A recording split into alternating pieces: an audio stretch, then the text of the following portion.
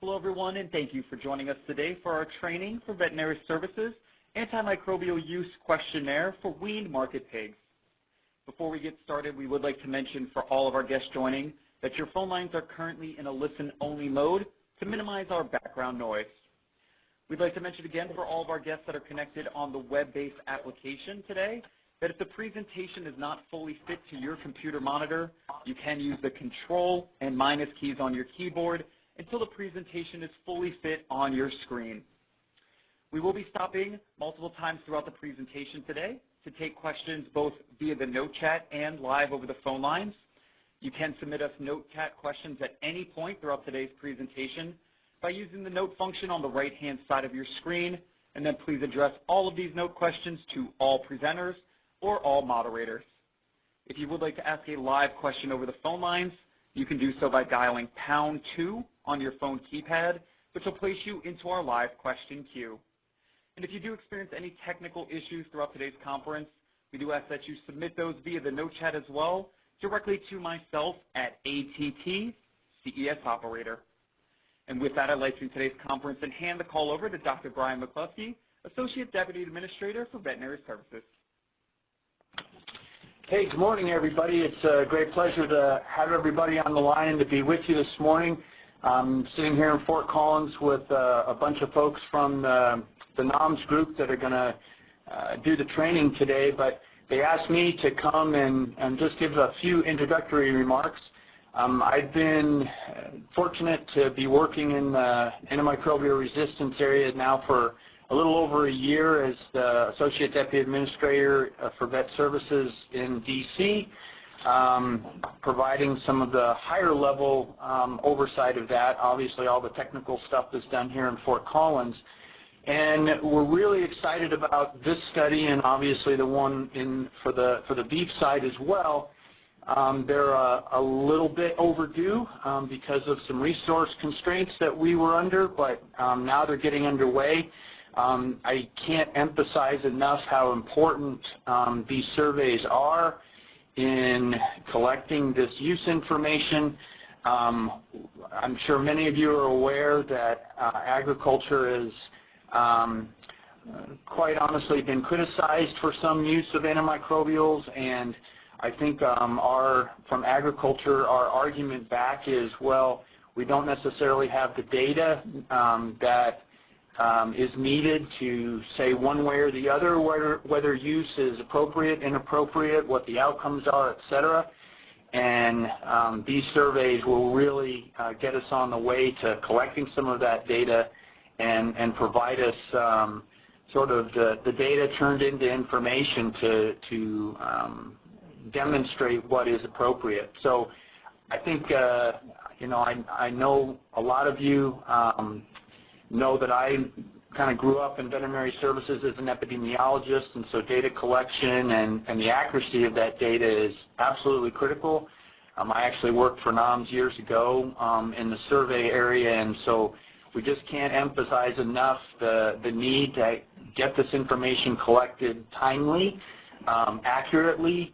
I'm sure many of you have done these kinds of surveys before with producers, and they sometimes are a little reluctant to take the time and do it correctly, and we just can't emphasize enough the need for that. These surveys are critically important to moving our action plan for antimicrobial resistance from USDA's perspective forward. So I won't draw this out any longer. I just really thank you all for being on. Please give your full attention to the folks from the NAHMS group that you're going to listen to today, and ask lots of questions. If you need clarification, that's what they're here for.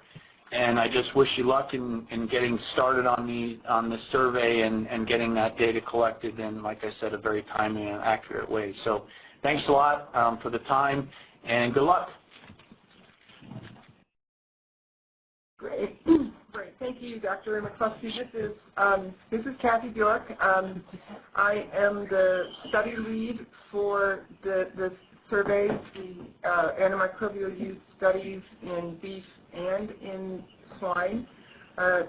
Many of you were probably on the line on Tuesday when we did our training for the beet study.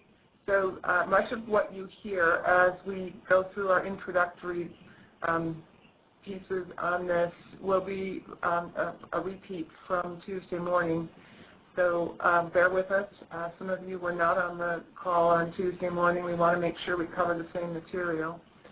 And so if we get started here, we'll be covering a PowerPoint entitled The Data Collection on Swine Sites for the VS 2017 Antimicrobial Use Study. Just a bit of information on what we'll be covering this morning. We're going over the guidance for using for the youth survey data collection. We'll go over some study objectives. We'll have a piece on the 6C data handling and protecting information part of the study, and then we'll go into detail on completing the survey. So to get the most out of this training, it would be good if you have available your copies of the Antimicrobial Use Survey and the survey manual, and then the confidentiality pledge. So each of these forms or documents is available on the SharePoint site for those of you with access. And the SharePoint site is printed there on the PowerPoint. In case you need to get there, we'll pause for just a few seconds for you to go find those. And then we'll move on. So if you want to write that down, or if you need to copy and paste or something to go to the SharePoint site, please do that now. Otherwise, we'll assume you have the survey and the manual and the confidentiality pledge on hand.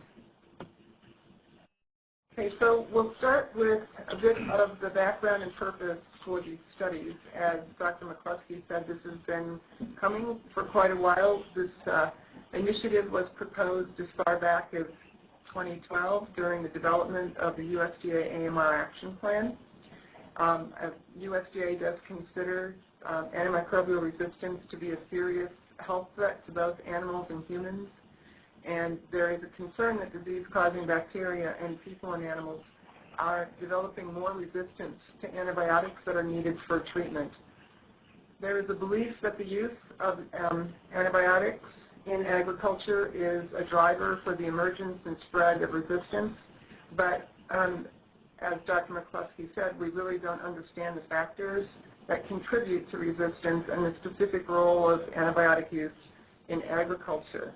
And so what we are doing with this study is collecting information from on-farm use surveys to monitor trends and to better understand the stewardship of antibiotics on farms. That's a very important piece for us as we consider the judicious use of antibiotics on farms. We need more information on how they're used. So just to go over a little bit of what's been happening in the regulatory world around antibiotic use in the last several years, for those of you who have access to the vScience website, Dr. Larry Granger gave a very nice presentation on antimicrobial resistance part 1. I think he gave that back in December of 2016. And he has provided there a very thorough description of international work, national work, a number of initiatives that are happening, regulatory as well as non-regulatory. So I really would encourage you to go to the vScience site and review his PowerPoint if you have time and if you haven't heard it before. The second part of this is that last week we gave a vScience webinar on AMR Part 2, and I know that's now on the vScience SharePoint site. And in that, I talked a lot more about the regulatory pieces of AMR and the role of FDA and USDA and how the progression and evolution of FDA's regulatory approach to antimicrobial use in agriculture. So I would encourage you, if you have time, to go back and look at that. So here on the slide, though, we'll just kind of go over this just briefly. The USD or the FDA CVM does have regulatory authority for antimicrobial use in animals, and they do this through their approvals and labeling of antimicrobials. So on January 1st of 2017, FDA implemented changes to antimicrobial uses in food-producing animals. This is related to guidance for industry number 213 and the use of the veterinary feed directive and shifts from over-the-counter use to VFDs and prescription uses. There's more information at the FDA CVM website, and then for specific drugs you can go to this website that's here in this PowerPoint, the animal drugs at FDA, and you can actually search on specific drugs. So that's very, very helpful. So we in USDA APHIS Veterinary Services, we collaborate with FDA CVM to do monitoring for antimicrobial use in food-producing animals, and this is because Veterinary Services has a trusted relationship with industry and producers and producer groups to gather and report data, to protect that data in a specific data laboratory, and then to analyze that data and share it only in the aggregate at the regional and national level and through publicly available publications. USDA does not have regulatory authority for antimicrobial use. Regarding those publications, at any time you can check those out on our NAHMS website, and I think I have that at the end of this presentation. We have antimicrobial use data collected for many years as part of our NAHMS, traditional NAHMS studies, going back 20 to 25 years. There were segments of each study that collected data from producers on antimicrobial use. But not a new a new initiative by NAHMS. This isn't something that we have just started doing, but we've been collecting this for decades. So just to talk a little bit more about NAHMS, we are part of the Center for Epidemiology and Animal Health here in Fort Collins, Colorado. And NAHMS does conduct periodic studies of livestock, poultry, and aquaculture commodities. Our studies are related to farm and production management, and then animal health and animal health management. And we do work with industry and collaborators, producers, academic researchers, and other governmental agencies. As we develop each of the studies, they go through a needs assessment process and development of a survey, a data collection process, and then validation and analysis, and then publication of reports. Those reports can be information sheets, manuscripts for publication, very thorough descriptive reports, and all of these are really available on our website. For the 2017 antimicrobial use surveys, we are just surveying swine and feedlot cattle. This is, as we said, a new data collection initiative that's just the first studies that are dedicated solely to addressing antimicrobial use and stewardship, but these will be used to consider trends over time from the earlier studies that I just talked about. So part of our NAHMS process is to ensure data confidentiality and protection via our CIPSI status. So as part of that CIPSI status, there are certain guidelines and laws that we need to follow.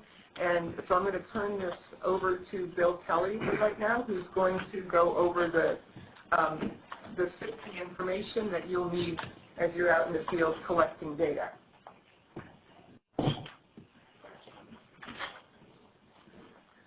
Thanks, Kathy. So I'm going to take a little bit of time today and go over CIPSI implementation for the antimicrobial use surveys. The first thing I want to sort of touch on is try and answer sort of the question of why we're using CIPSI and why we're using VS to collect the data. First of all, Why SIPC?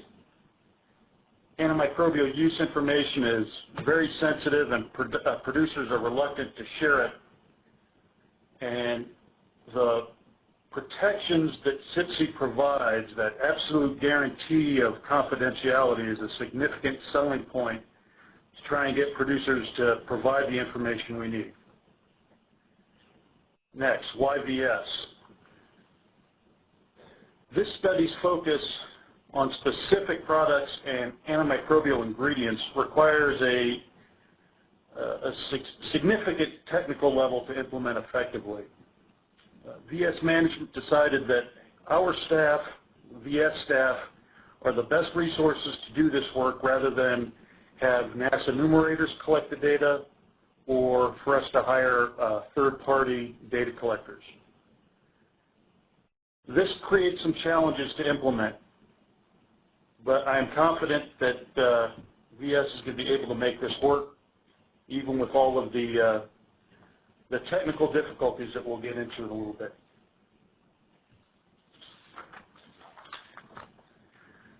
So first thing I want to do is sort of touch on some of the SIPC highlights. Everyone's taken their SIPC training or will have taken their SIPC training here shortly, so I'm not going to spend a whole lot of time going over any of those things you'll get in that training in any kind of detail. I just want to touch on some of the highlights. First of all, SIPC, the SIPC training and agreement are required for anyone who has access to producer information prior to accessing that information. It's critical that we make sure that those two pieces are in place prior to anybody having access to that information. Next, we are pledging to participants to keep their information, including the fact that they're participating, confidential.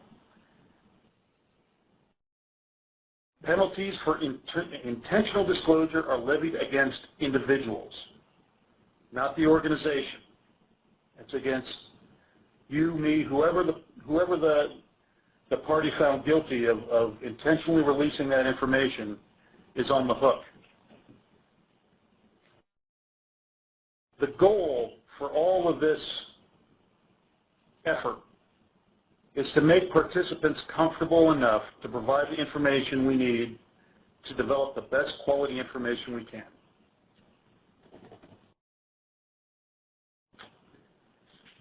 Next, I want to discuss data and information security.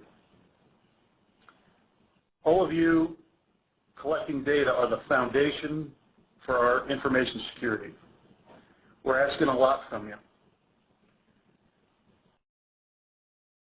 We want to make sure that we keep any files, papers, notes, directions, anything associated with the study safe. Don't leave things sitting out where other people can see them. If you can lock things up, do it. If you don't have anywhere to lock them up, put them in a drawer. If you don't have a drawer, put them in a box. Keep these documents and paperwork separate from your regular work products. We want to make sure that there's a clear distinction between what we're doing in our activities under SIPC and what we're doing in our activities in our regular work. Think about how you communicate information regarding the study. Try not to send information via email. And if you do have to send it by email, put it in a file, encrypt that file. Send the password in a separate email. If you're having phone conversations discussing sensitive information, be aware of your surroundings. If you're on the phone talking to somebody about the name of a participant, their address, direction, anything associated with PII with that participant, go to a private area where you won't be overheard. Just be aware of your surroundings and what's going on around you when you're having those conversations over the phone. When it comes time to mail documents, double wrap them. So put them in a folder, seal it up, or put it in an envelope, excuse me, seal it up, and put that envelope into another envelope for shipping. You want to think about what happens if the external envelope is breached. We don't want to have that information spilled over a counter or a desk for folks that aren't cleared to see it. Next, don't put any identifying producer information on either the confidentiality forms, and by this I mean our pledge and the questionnaires. Some of the feedback I've got from the first one, there's a little confusion. The forms that NAHMS gives you, those are the consent forms. That's a form from NAHMS to the producer, allowing that producer to turn their name over to VS. That form will have producer name and contact information on it. But I'm talking about the actual NAHMS forms. We just only want to have a NAHMS ID and not any of the producer information on that form. Keep your records until NAHMS contacts you on instructions for destroying them. And these are all the extra information, the notes you have, your internal tracking files for how you're tracking things in your state, directions, all of that stuff. We will keep that stuff safe until we contact you with the methods and the okay on destroying those.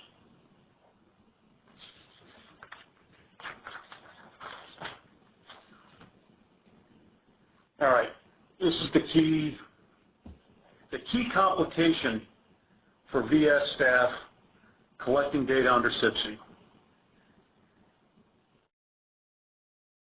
Unfortunately, SIPC wasn't written with VS in mind. It's really difficult for regulatory veterinarians to implement studies under SIPC. The rub we have is SIPC makes no provision for release of any kind of producer information. If in your role as a regulatory veterinarian, you're in a position to see animals that may be exhibiting symptoms of a reportable disease, you're also required to report that. That puts you in a real bind.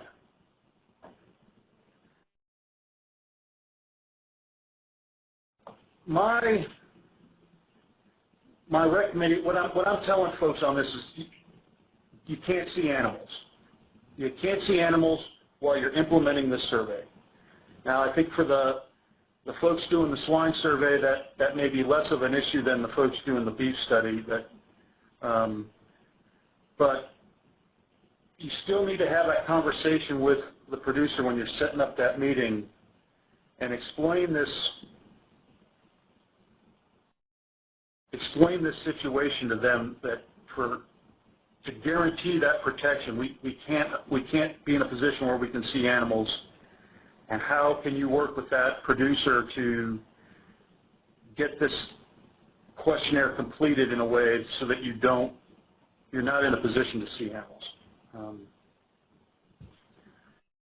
I think the preference for me would be to conduct the entire survey off-site. I recognize, given the questions we're asking, that may not be possible. If you have to go on site, again, make sure that producer understands that you can't see any animals, and work with that producer on a way to make that happen. Some of the ideas I think we've kicked around are you can have, perhaps on a larger operation, if they've got somebody in the office, if you're meeting with the producer off-site and you come into questions where you need to access files from the office, you can call the office. You can try and do the entire questionnaire over the phone. You still need to meet in person to sign the confidentiality pledge. We can mail a survey to the producer. I don't have real specific instructions on how we make that happen. I think we're going to have to sort of work it out with producers to make that work.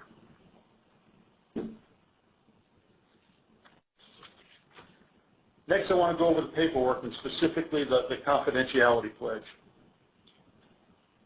So this is the first piece of business we need to address with participants. Before you ask them any questions, anything like that, we need to go over this confidentiality pledge and have it signed.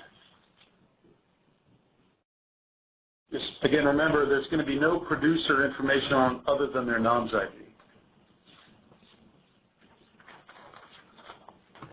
I'm not going to go through the entire form line by line, but there are some key points that I wanted to hit and reinforce here. So in the background section, I think there are two key concepts that we want to convey to producers. The first is that their participation in the survey is 100% voluntary. They are free to decline to participate at all. And even if they choose to participate, they can decline to answer any question in the survey, even though they've already agreed to participate. We hope that they answer all the questions, but that is an option, and we need to make sure that participants are aware of that. The second part of this is that their participation is vital. Without this information, there's just no way for us to get this kind of information. So we really want them to participate, and we really appreciate the time that it takes for them to complete the survey. Confidentiality section, this is sort of the meat and potatoes of this entire pledge. One of the points I want to point out to everybody, though, is this little section that talks about Department of Homeland Security. You know, we're telling folks that we're guaranteeing that only folks that have gone through the training and have signed non-disclosure agreements will have access to their information. There's a little hiccup on that, and that's has to do with Homeland Security. These folks are monitoring all of federal government's electronic communications. They're monitoring for external breaches, and they're monitoring for suspicious behavior inside the government. And while it's not likely, it is possible that Homeland Security would have access to emails or a computer, your computer files, if they see something. The point behind this is that we want to just reinforce and encourage folks that while there is this monitoring, the whole purpose of that is to make sure that our systems are secure and information doesn't get leaked out without our knowledge or approval. So the next thing I want to talk about is the publications. Regardless of who publishes the findings from the study, producer information will be aggregated and reviewed by NAHMS to ensure that the individual producer information is neither released nor can it be inferred from any of the published results. The last thing I wanted to touch sort of on this part was that this pledge is limited to our activities with this producer implementing this survey. So if the producers to have any other interactions with veterinary services, for movement testing, FADs, what have you, whatever sort of other interaction veterinary services has with them. This pledge of confidentiality does not cover those. It only covers your activities with them implementing this survey. Finally, if the producer, after going through all this, if the producer is willing to proceed, you, the data collector, are going to sign this form, date it, and put their NAHMS ID. Make sure that the signature and all this information goes through both copies, so that the second copy is a carbon copy, so it should transfer. Just check to make sure that it does. If it doesn't, re-sign and fill that out on the second copy. You're going to tear off the top copy and give that to the producer. The second copy needs to go with the completed questionnaire and be shipped back to NAHMS with the questionnaires according to the process you and your coordinators have sort of worked out. It's critical that we have a signed pledge for every completed questionnaire. If we don't have that, it's a problem. Another one of the questions that popped up last time were we've got two copies. One goes to the producer, one goes with the questionnaire. And some folks had expressed some concern about signing their name to something and not having a copy for their own. That's a valid point.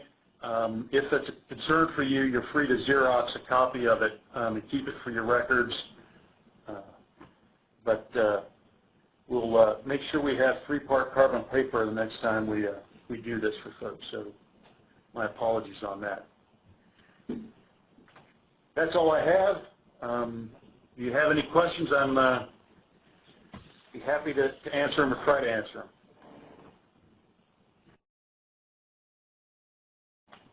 The original goes to the producer? Yes, the original of the confidentiality pledge goes to the producer.